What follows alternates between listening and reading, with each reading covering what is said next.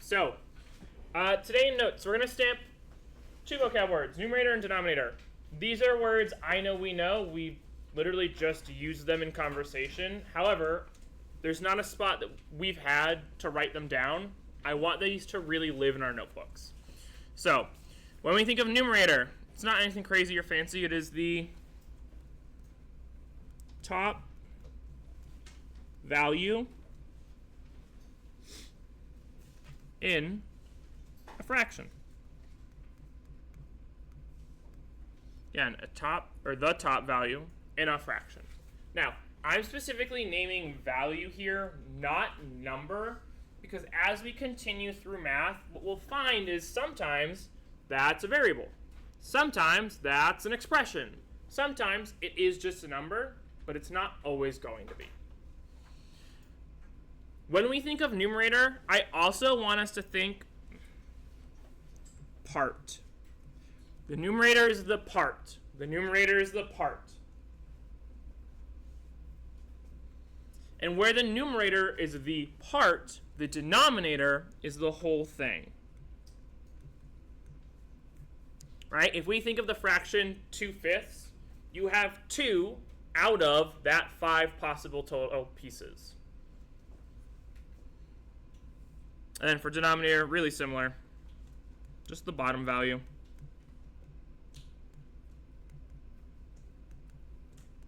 In a fraction. Again, basic vocab, words we've already used even just today.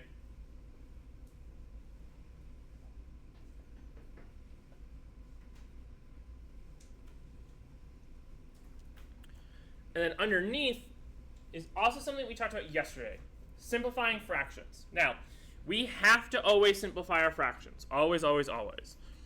For simplifying fractions, this can also be called reducing. Simplifying fractions is the same thing as reducing fractions.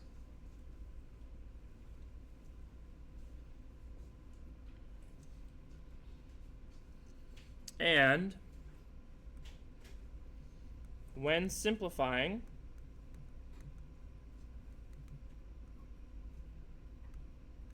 a fraction,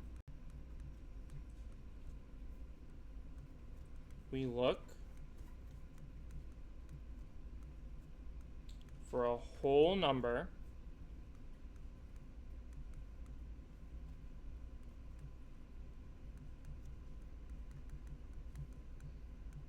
that divides both the numerator and denominator.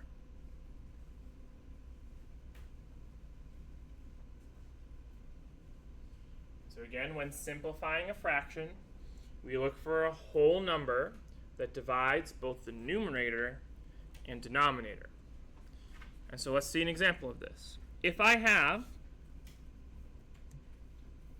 12/8 as my answer, right? We do the work, we end up with 12/8. What I want to do right now is think to myself, okay, what numbers divide both 12 and 8 cleanly? Okay, well, I can divide both of them by 1, but that doesn't really do much. I can divide 12 by 2. Okay, I can also divide 8 by 2, so 2 will work. Let's see what else there is. I can divide 12 by 3, but I can't divide 8 by 3. I can divide 12 by 4. Oh, and I can also divide 8 by 4. If I go through the rest of the numbers, I find that 4 is actually the largest one that will work. And so I'm going to divide both of them by 4. And so my now reduced fraction is 3/2.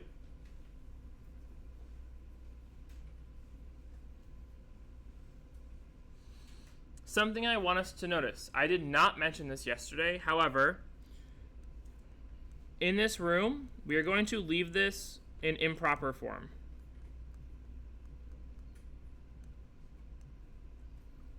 I do not want mixed numbers. We're going to find oftentimes that when we work with fractions, mixed numbers are going to cause us more work than they're worth. And so just leave it as an improper fraction. once you've got all this, put pencils down so I can see, please. Thank you, thank you, thank you. We're there. Still going, it's fine.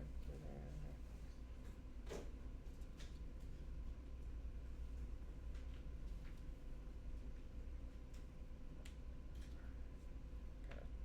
A few more, take about 10 seconds, finish this up. And so yesterday we spent time talking about adding and subtracting fractions. We said we needed common denominators. We then changed how the fractions looked. And then finally performed the original operation with now sort of the different looking fractions. However, same equivalent values. Today, go ahead and flip your notes. We are seeing multiplication and division. Now, multiplication is, I think, just like one of the easiest operations for fractions. It is very straightforward. It's very simple. When we multiply fractions, all we do is multiply left to right. That's it. And so everybody, what is 2 times 3? Hang on, some whiplash there. We're going to try this again. Everybody, what is 3 times 2? 6. There we go. Everybody again, what is 4 times 5? 20. Okay. And now raise your hand. Should I leave it like this? Quentin? No. Correct. What should it be instead? Make the answer? Mm-hmm.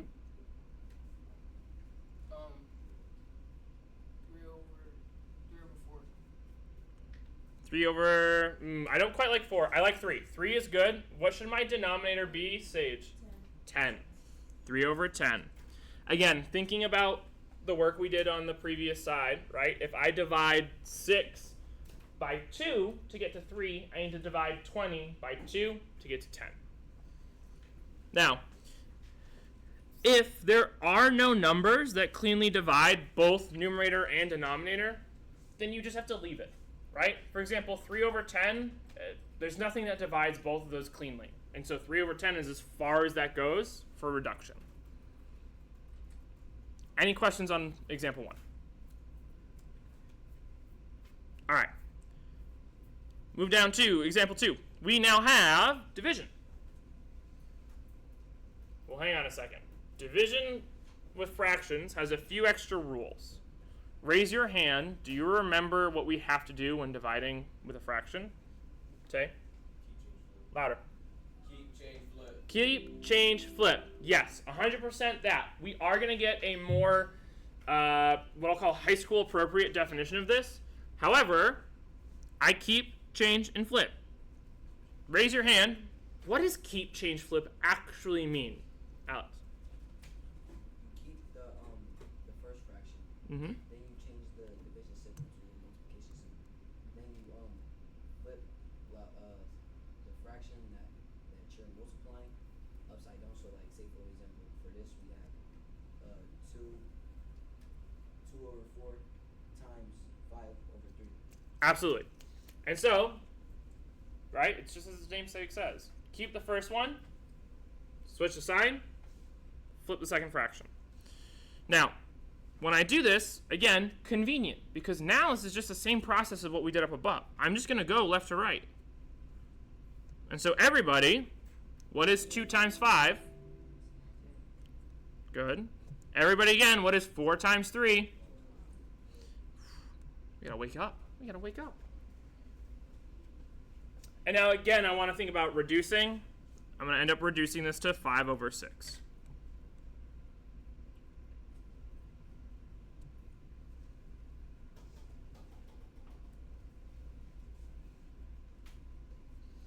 So we've seen both these done out, but now I want to make just little notes for both.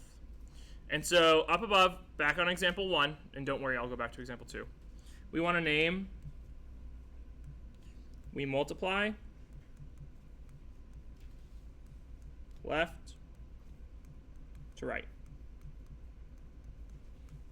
With fractions, we multiply left to right. You do the numerators, then you do the denominators.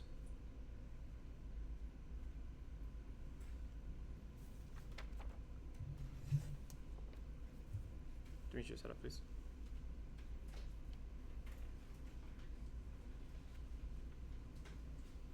On number 2, when we are dividing, I'll actually name when dividing, we'll change that. When dividing by a fraction,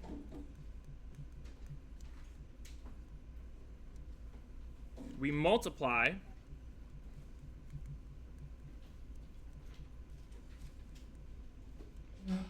by the reciprocal. Now, again, we know this as keep, switch, flip. Even though we have not fully defined it, I want us to know that flip and reciprocal are the same thing for the purposes of fractions. Flip and reciprocal are the same thing for the purposes of fractions. Again, once you've got this, put pencils down so I can see. Over there.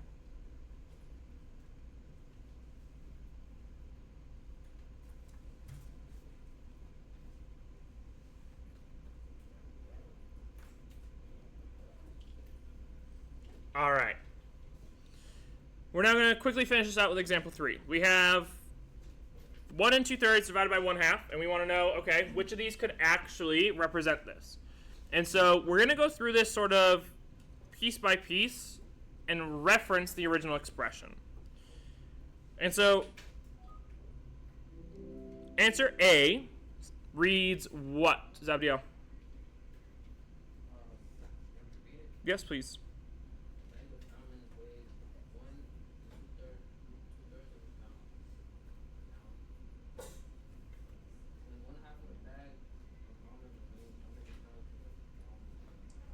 Thank you very much. As a reminder, all the voices should be off.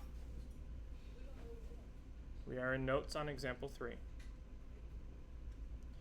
And so, if I want to know what half of something is mathematically, what do I normally do? Raise your hand.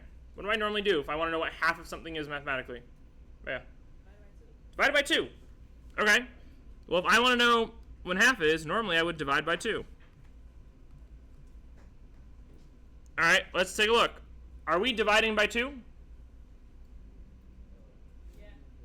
We are?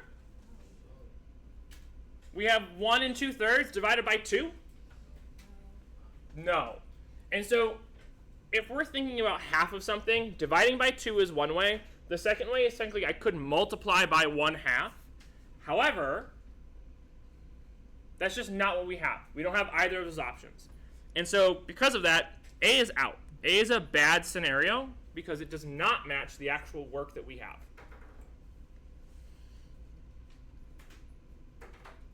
Now, I'm going to actually jump down to answer D, because if I look, this is also talking about having half left. And so again, this would actually be another divide by 2 option, which we already know it's not. And so A and D are out.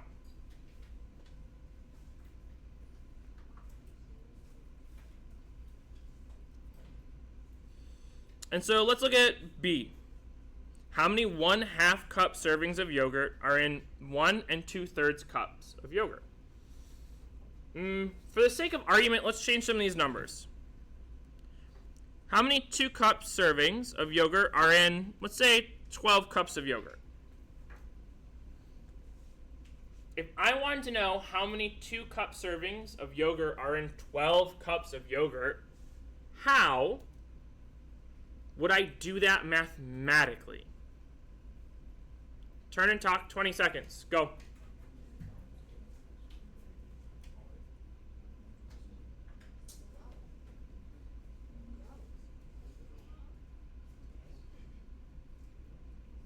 All right, and we'll bring it back in 3, and in 2, and all the way back in 1, please. Okay, thank you. We're there. Zabdiel, head up, please. All right, thank you. Taj, head up, please. All right, what do we think? What would we do? I'll take a raised hand.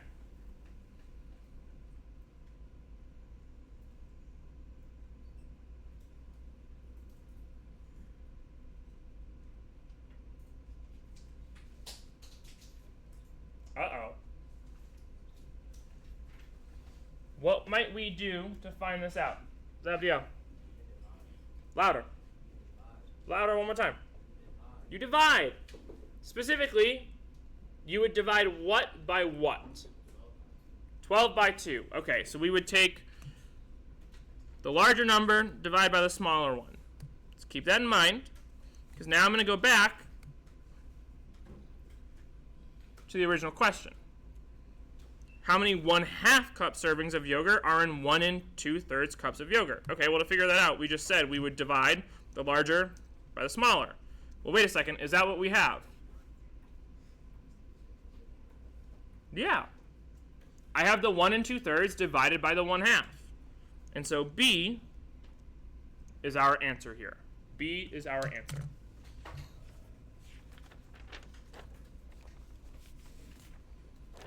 All right.